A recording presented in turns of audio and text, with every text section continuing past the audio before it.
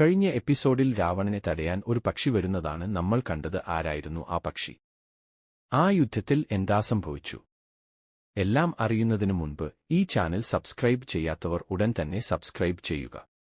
ആകാശത്തിലൂടെ പുഷ്പക വിമാനത്തിൽ പറന്നുപോവുകയായിരുന്ന രാവണനെ തടഞ്ഞത് മറ്റാരുമായിരുന്നില്ല, അത് പക്ഷി ശ്രേഷ്ഠനായ ജടായു എന്ന കഴുകാനായിരുന്നു. ഈ രാവണ ബലം പ്രയോഗിച്ചുകൊണ്ട് സ്ത്രീകളെ തട്ടിക്കൊണ്ടുവരുന്നത് നീതിയാണോ, ഒരു ധീരപ്രവൃത്തിയാണോ എന്നും ചോദിച്ചുകൊണ്ടാണ് ജടായു രാവണനെ തടഞ്ഞത്.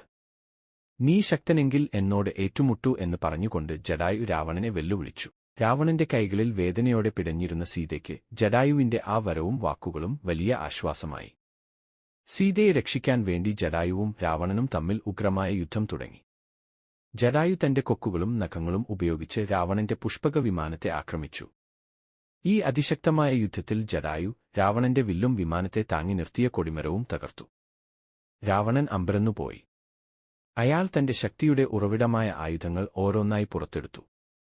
വാളുകളും മറ്റ് ആയുധങ്ങളുമായി രാവണൻ ജടായുവിനെ നേരിട്ടു. ഒടുവിൽ രാവണൻ മഹാദേവൻ കൊടുത്ത തന്റെ ചന്ദ്രഹാസം എന്ന ശക്തമായ വാൾ ഉപയോഗിച്ച് ജടായുവിന്റെ ചിറകുകൾ വെട്ടിമാറ്റി. ചിറകുകൾ നഷ്ടപ്പെട്ട് നിസ്സഹായനായ ജടായു താഴെ നിലത്ത് വീണു. രാവണൻ സീതയുമായി തന്റെ പുഷ്പക വിമാനത്തിൽ ലങ്കയിലേക്ക് യാത്ര തുടർന്നു. ജടായു വീണു. ഇനി രാവണനെ തടയാനാർ? ജാനകിയെ രാവണൻ ലങ്കയിൽ കൊണ്ടുപോയി എന്തു ചെയ്യും? എല്ലാം അറിയാൻ അടുത്ത എപ്പിസോഡിനായി കാത്തിരിക്കുക. ഈ വീഡിയോ ഇഷ്ടപ്പെട്ടെങ്കിൽ ലൈക്ക് ചെയ്യാനും ഷെയർ ചെയ്യാനും മറക്കരുത്.